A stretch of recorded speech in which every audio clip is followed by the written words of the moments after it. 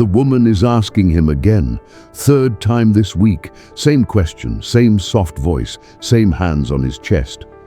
Tell me where your strength comes from. And Samson smiles, not because he doesn't know what she's doing, not because he's blind to it. He sees it perfectly.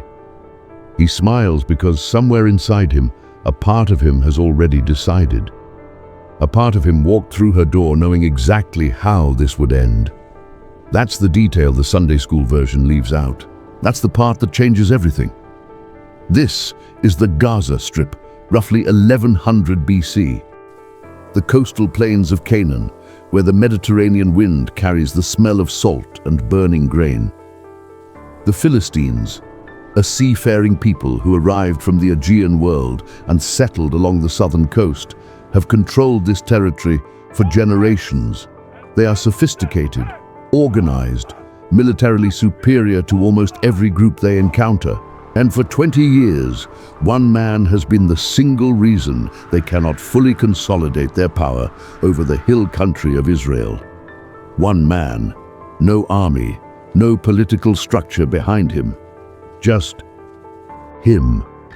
The text of Judges, chapter 13 through 16, introduces Samson as something that doesn't fit any category the ancient world had prepared for. He is a judge, but he never leads an army. He is a Nazirite, consecrated to God from birth, forbidden from wine, from cutting his hair, from contact with the dead. But he violates two of those three vows repeatedly and openly. He is chosen, but his choices are almost uniformly catastrophic. He is, in every sense that matters, a contradiction walking on two legs. And the Bible doesn't apologize for that. What the writer of Judges is doing, and this is what most modern readings completely miss, is not presenting Samson as a hero to imitate. The writer is presenting Samson as a mirror, a man of extraordinary gifting and ordinary weakness, a man who could tear a lion apart with his bare hands and could not tear himself away from a woman he knew was working against him. The question the text is actually asking is not, how did Samson fall? The question is, why did he let it happen? You know what it feels like to be the most capable person in the room and still feel completely alone. That's where Samson lives, not metaphorically, literally. He operates without allies, without a tribe rallying behind him. The men of Judah, his own people, are so terrified of Philistine retaliation that in Judges chapter 15, verses 11 and 12, they actually come to Samson themselves, 3,000 of them, to hand him over to his enemies. 3,000 of his own people. To stop one man from causing more trouble, he lets them tie him up. Most people never hear this part of the story. If someone in your life is carrying more than they should right now, send this to them. This is exactly the kind of story they need. He walks into the Philistine camp bound with rope, and then breaks free, picks up the jawbone of a donkey lying on the ground, and kills 1,000 men with it before the afternoon is over. 1,000 men. And then, this is the line that stops most readers cold. In Judges chapter 15, verse 18, immediately after the greatest military victory of his life, Samson cries out to God and says, "I am dying of thirst." That's it. No celebration, no rally, no speech to his people, just thirst, exhaustion. The particular kind of emptiness that comes after you've done something no one else could do and realized it changes nothing about how alone you are. This pattern runs through every major episode of Samson's life like a fault line. He marries a Philistine woman against his parents' wishes, not because he's naive about cultural boundaries, but because, as the text says in Judges chapter 14, verse 4, his father and mother did not know that this was from the Lord. That's one of the strangest editorial comments in the entire book. The writer is telling us that even Samson's most controversial choices are operating inside a larger architecture he cannot fully see. The marriage collapses. His wife is given to another man. Samson burns the Philistine grain fields by tying torches to the tails of 300 foxes and releasing them in pairs. The Philistines retaliate by burning his wife and her father alive. Read that again slowly. The woman they killed to get back at Samson was the same woman they had used against Samson from the beginning. The Philistine leadership had pressured her during the wedding feast to extract the answer to his riddle. She wept for 7 days until he told her. She handed the answer over. And when their strategy backfired, when Samson disappeared rather than paying the debt they had manufactured, they killed her. She was a tool, and then she was disposable. And Samson grieves. The text doesn't say it directly, but the structure does. His response isn't tactical, it's emotional. The fox and fire attack isn't a military strategy. It's a man expressing grief and rage in the only language available to him.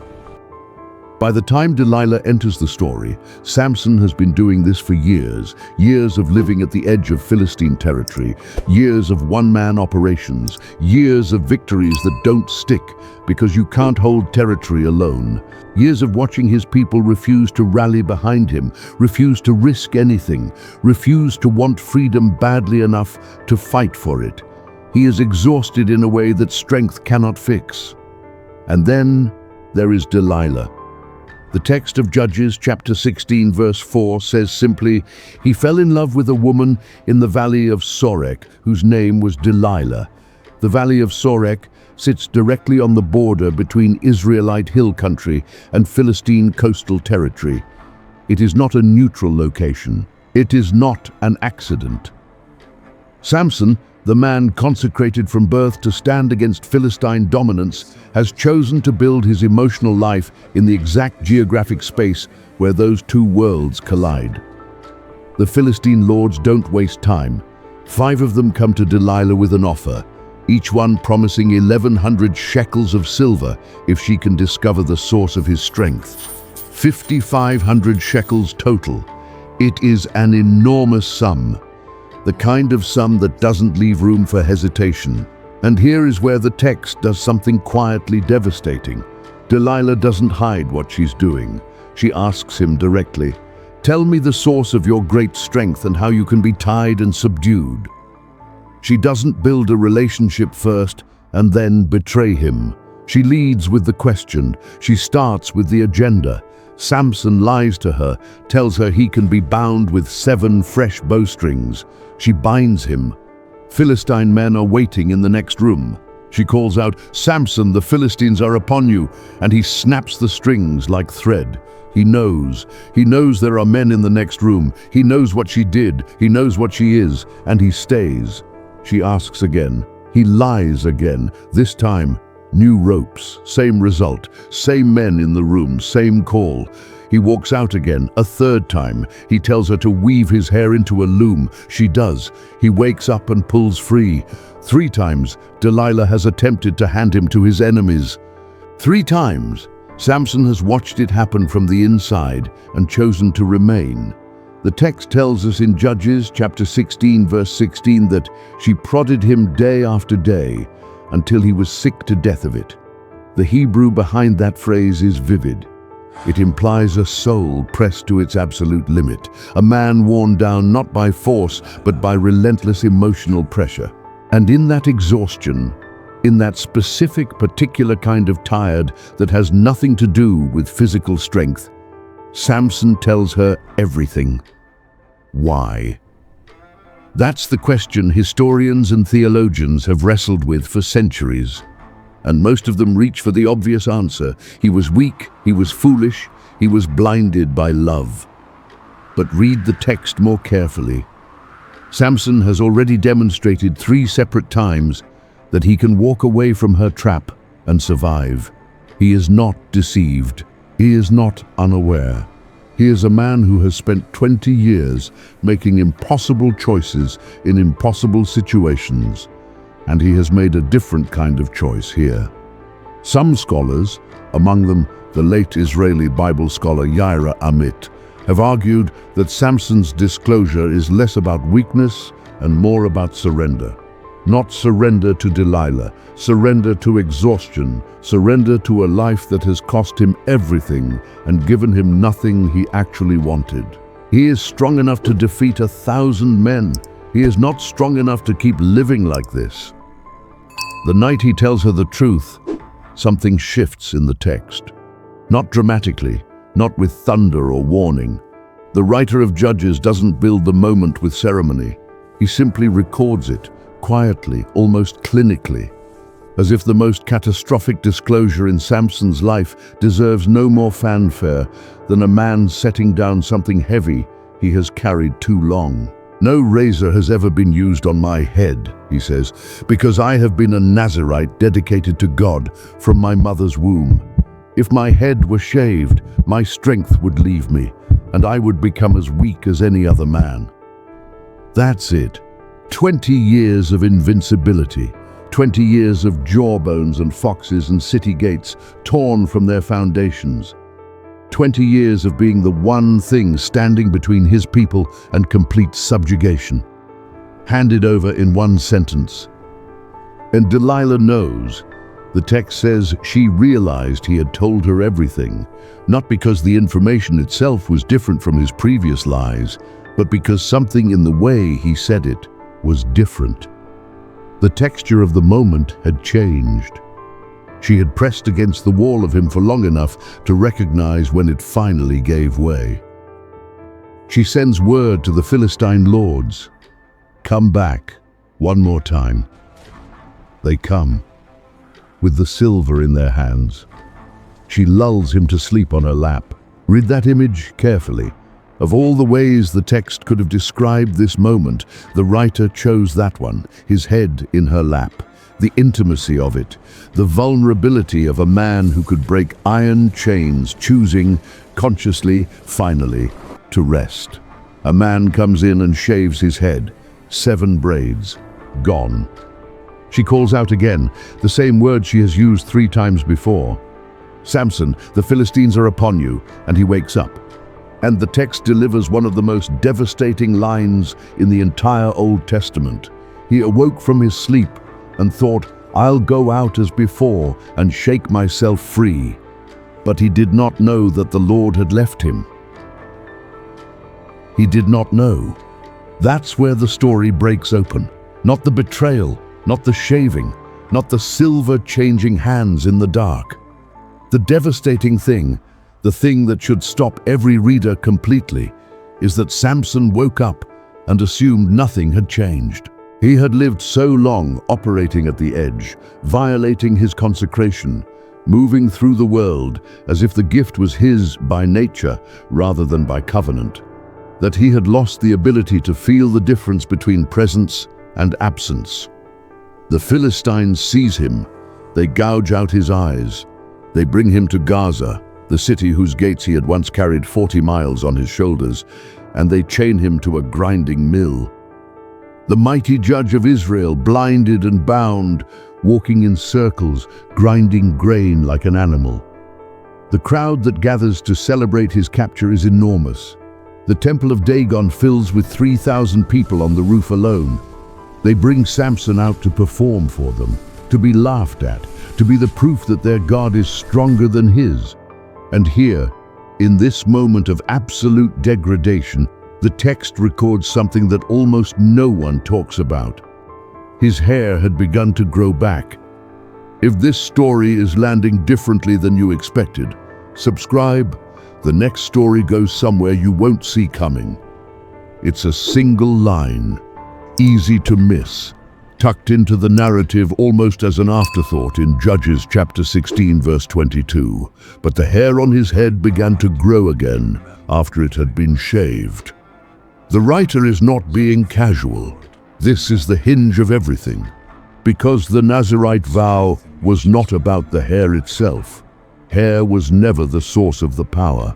The hair was the sign, the visible physical marker of a consecration that ran far deeper than anything that could be cut away with a blade. What Samson had surrendered was not the hair. What he had surrendered, finally and completely, was the pretense that he was operating on his own terms, in the darkness of that prison, in the humiliation of the grinding mill, in the absence of every advantage he had ever had. Something had been quietly, invisibly restored. The boy who leads him into the temple that day takes him to the two central pillars holding the structure up. Samson asks to rest against them, and then, in the most personal prayer recorded anywhere in his story, he speaks to God. Not with the confidence of a man who knows he deserves to be heard, with the honesty of a man who has nothing left to offer except the request itself. Sovereign Lord, remember me. Please, God, strengthen me just one more time. Just one more time. Not restore me, not vindicate me, not make me great again, just one more time.